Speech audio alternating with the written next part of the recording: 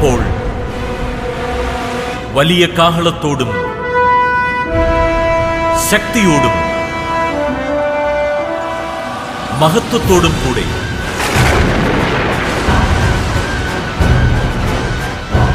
മനുഷ്യപുത്രൻ വാനമേഘങ്ങളിൽ വരും.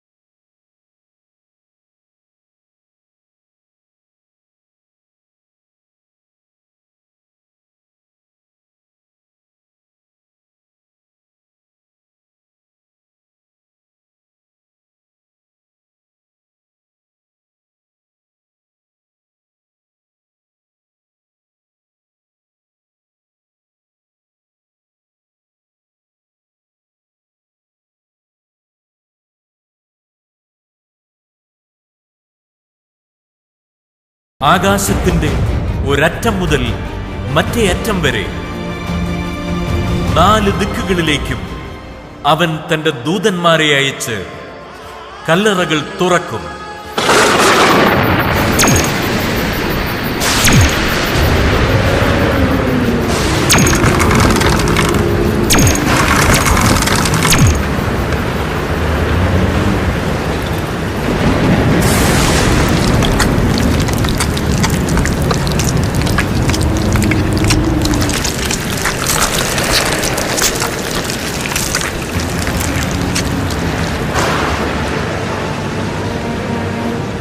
കിരുകിര ശബ്ദത്തോടെ വേർപെട്ടുപോയ അസ്ഥികൾ തമ്മിൽ ചേർന്ന് ശരീരം ധരിച്ച് മരിച്ചവരെല്ലാം ജീവൻ പ്രാപിക്കും.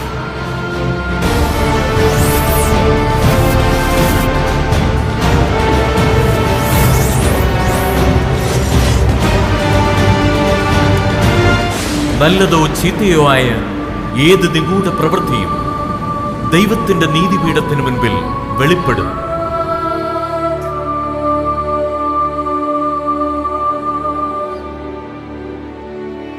ഗ്രന്ഥങ്ങൾ തുറക്കപ്പെടും.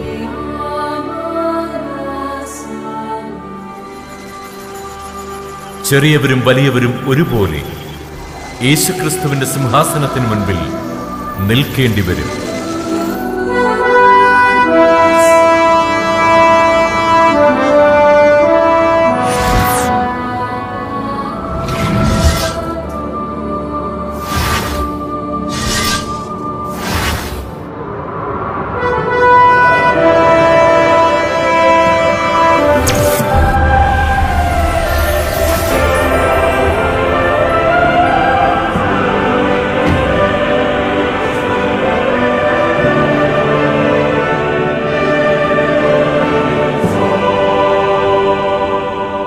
താന്താങ്ങളുടെ പ്രവൃത്തികൾക്കനുസൃതം ഓരോരുത്തരും വിധിക്കപ്പെടും.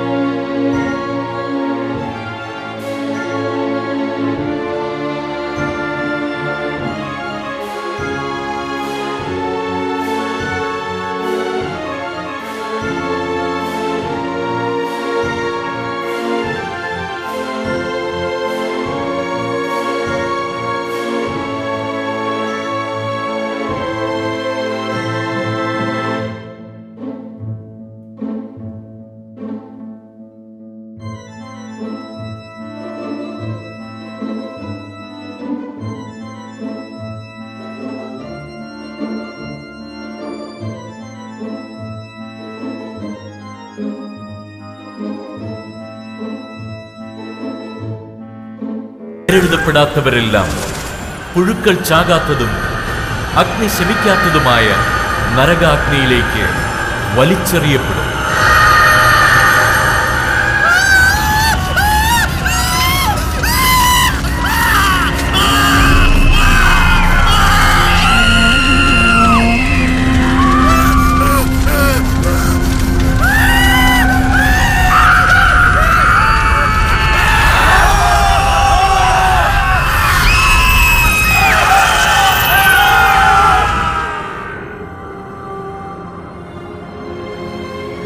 ജീവന്റെ ഗ്രന്ഥവും തുറക്കപ്പെടും.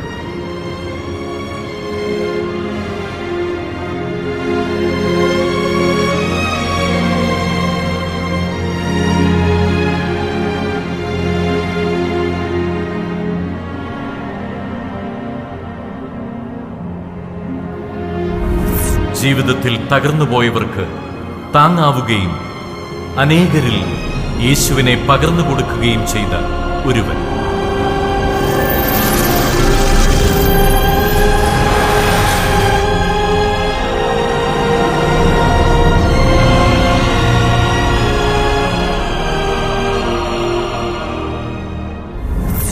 ഇല്ലായ്മയിൽ നിന്നും സുവിശേഷത്തിനു വേണ്ടി സഹായിക്കുകയും ദൈവവചനപ്രകാരം ജീവിക്കുകയും ചെയ്ത ഒരു സ്ത്രീ.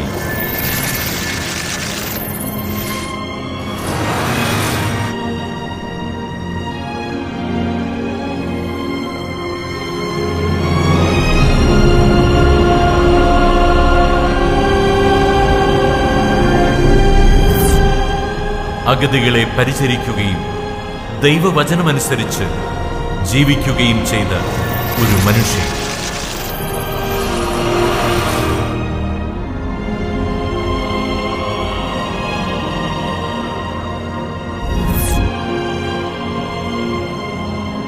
ദൈവവചന ശ്രവണത്തിലൂടെ മാനസാന്തരപ്പെട്ട് ക്രിസ്തുവിനെ രക്ഷകനും നാഥനുമായി സ്വീകരിച്ച ഒരുവൾ.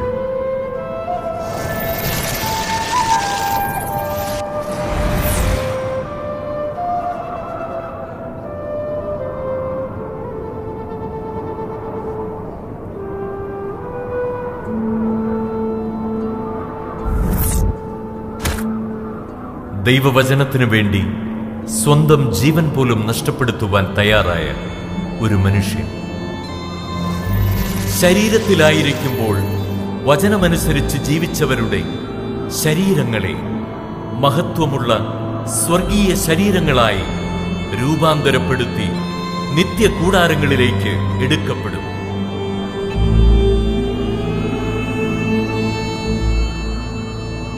ജീവന്റെ ഗ്രന്ഥത്തിൽ പേരെഴുതപ്പെട്ടവർക്കെല്ലാം ദൈവത്തിന്റെ പറുദീസയിലേക്ക് പ്രവേശനം ലഭിക്കും.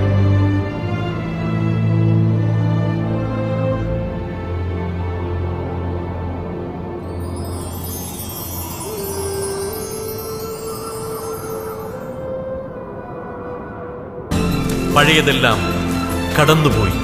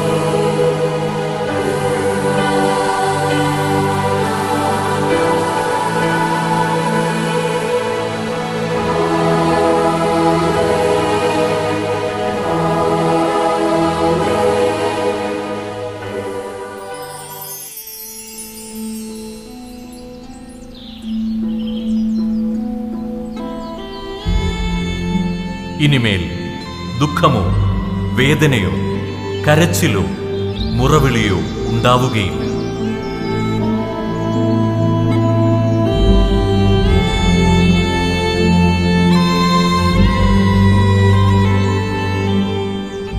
ശത്രുതയോ കലഹമോ വിദ്വേഷമോ അവിടെയില്ല.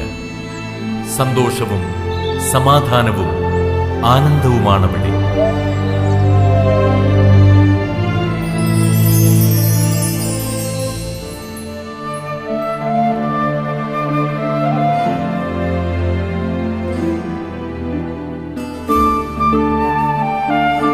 സ്വർഗത്തിൽ ദൈവസന്നിധിയിൽ നിന്ന് വിശുദ്ധ നഗരിയായ ജെറുസലേം ഇറങ്ങി വന്നു. മതിൽ സൂര്യകാന്തം കൊണ്ടും നഗരം തനി സ്വർണം കൊണ്ടും നിർമ്മിച്ചതായിരുന്നു. കവാടങ്ങളിൽ ഓരോ മുത്തുകളും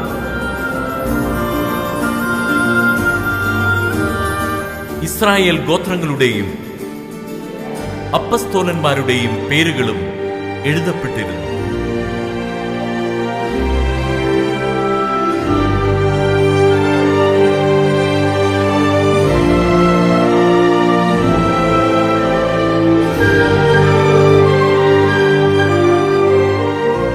കുഞ്ഞാടിന്റെ ഗ്രന്ഥത്തിൽ പേരെഴുതപ്പെട്ടവർ മാത്രമേ ഇതിൽ പ്രവേശിക്കുകയുള്ളൂ. നഗരത്തിന് പ്രകാശം നൽകുന്നത് സൂര്യനോ ചന്ദ്രനോ ആയിരിക്കുകയില്ല, ദൈവ തേജസ്സായിരിക്കും. അവിടെയാകട്ടെ രാത്രിയില്ലതാനും. സിംഹാസനത്തിൽ നിന്ന് പുറപ്പെടുന്ന ജീവജലത്തിന്റെ നദിയുമുണ്ടവിടെ.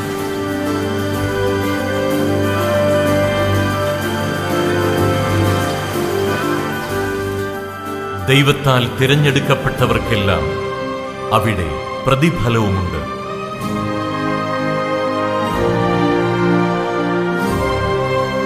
ഇനിമേൽ മരണമുണ്ടായിരിക്കുകയില്ല. അവിടെ ജീവന്റെ വൃക്ഷമുണ്ട്.